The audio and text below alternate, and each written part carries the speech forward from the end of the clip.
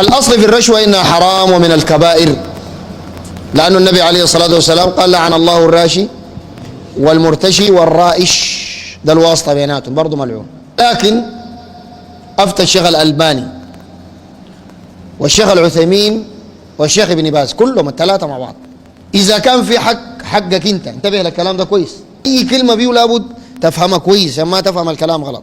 إذا كان في حقك أنت ده وما بتقدر تقلعه من موظف الحكومة مثلا إلا إذا قال لك تديني حاجة معي أنت، والحق ده حقك ما حق زول تاني يا جماعة، ملكك. العلماء الثلاثة الألباني وعثيمين بن باز قال لك اديه.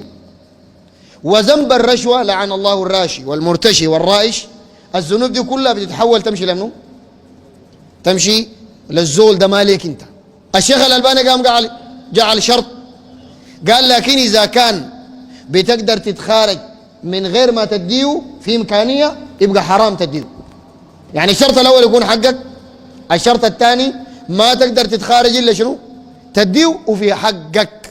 يلا نجي لموضوع المرور اللي قلته ده، ننزل عليه القواعد دي وفتاوى علماءنا الثلاثة هؤلاء.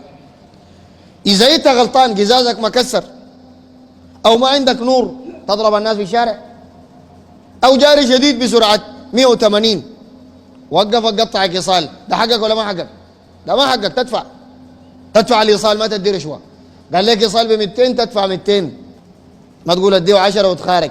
هنا ما بجوز تديه رشوة لأنه أنت الغلطان، وده ما حقك ذاته. أنت تقدر تكتل الناس في الشارع، طافي نور، العربية عندها نورين، طافي لك لمبة بلمبة واحدة، زول بيجي بجاي بيعتبرها موتر بتضرب وتقتله وهكذا.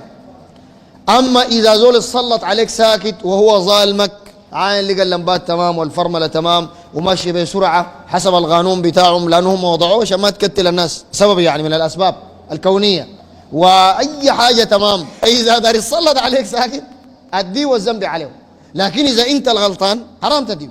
وعلى ذلك فقس الأمور كلها، يعني قطعة بتاعت واطة حقتك اشتريتها، وذاك الموظف ما قدر يكتبها لك تعال راضي، حيضيع لك حقك. والقطعة مثلا ب 50 مليون معي انت، وده قال لك لو اديتني 50 بعملها لك، وهي حقتك ما حق الزول تاني، ولو ما اديته حتضيع، اديه والذنب عليه، انت ما عندك ذنب بالمناسبة. دي فتوى الألباني والعثيمين وبن باز.